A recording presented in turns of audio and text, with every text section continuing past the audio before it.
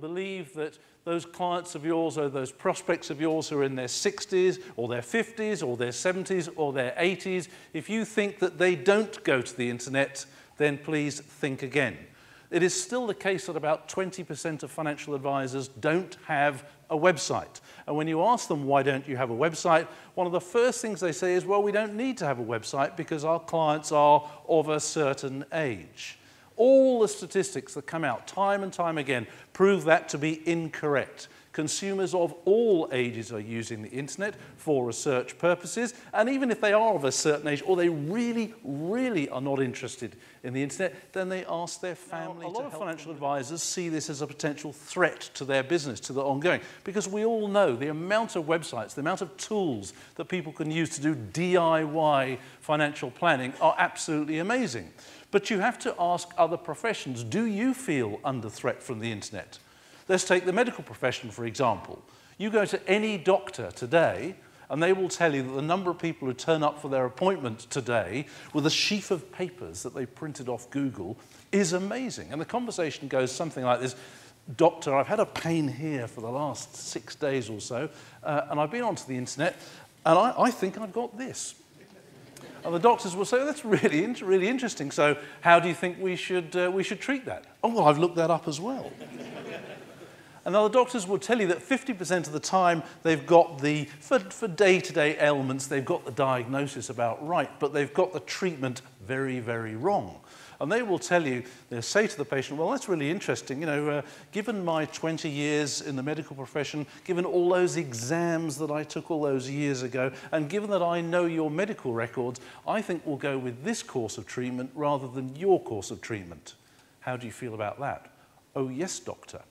Now, the interesting thing that comes out of this is that whilst consumers are empowered to find out about anything, be it personal finance or be it medical conditions, they still need the sign-off of a professional. They still need the prescription to come from a professional, and that is you guys. And doctors will tell you this is really good news. The internet is not a threat to the medical profession. The internet is empowering people, and they're saying it is fantastic that given access to a certain amount of information, people can now start to do a certain amount of DIY. Here's an example where I use social media to search for something.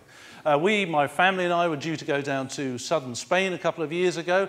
My wife's the detail person in our house, and we did some research. We wanted to find a nice villa. We needed to have a pool, needed to have some places we could go to for the kids. We needed a bit access to the coast if we could in time. Wanted some nice restaurants, maybe some places to visit, and this is the cottage that we booked, and we booked the flight separately with EasyJet, I think it was. And then about 3 weeks before we were due to go, we start hearing on the news about forest fires that are raging in southern Spain. And my wife and I said to each other in the kitchen one evening, said, wouldn't it be awful if the house that we were going to were caught up in the forest fires? 5 days before we were due to go, we get an email from the owners of the house saying, sorry, you're not going. You might have heard about the forest fires. The house doesn't exist anymore. In a panic, I rush and I go onto Google, try to find somewhere that's available with 5 days' notice, with a pool, with nice places to go, restaurants around the corner, all that good stuff. Could I find anything for the first 2 weeks in August? No, of course not.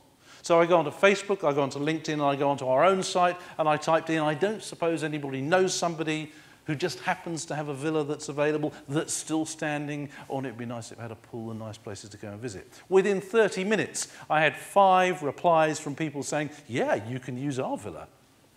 And the one we eventually went for was actually a financial advisor. And they said, oh, we've been refurbishing it over the year. We didn't think we'd get any bookings, but it's yours. We'll give you 50% discount. Oh, and if you can take some photos for the website, all the better. Okay, so moving on to social media and how does this affect us? Here's a really interesting graph. And what it's showing is that up until about May 2010, the thing we did on the internet most was search for stuff. Porn mostly, but search for stuff is what we did. I've taken that line out of the graph for this particular slide. But the orange line that you're looking at there also shows that we were doing something else. And slowly but surely, the number of visits to social networking sites reached and then overtook the number of visits to search engines. Increasingly, we now all use social media as a search engine. And when you think about it, we do it all the time, particularly if we're on Facebook, particularly if we're on Twitter. And there's now evidence to show that increasing numbers of us now prefer to use social media to do our searching than prefer to use Google, Bing, and traditional search engines. That's why Google is bringing in services like Google+, because Google recognizes that we prefer to get search results from people we actually know because we trust them. In terms of how we use the internet, one of the things we've got to get over, despite saying to you 20% of IFAs still don't have a website, I would now urge you to start thinking that your website is in fact not the be-all and end-all of your online presence.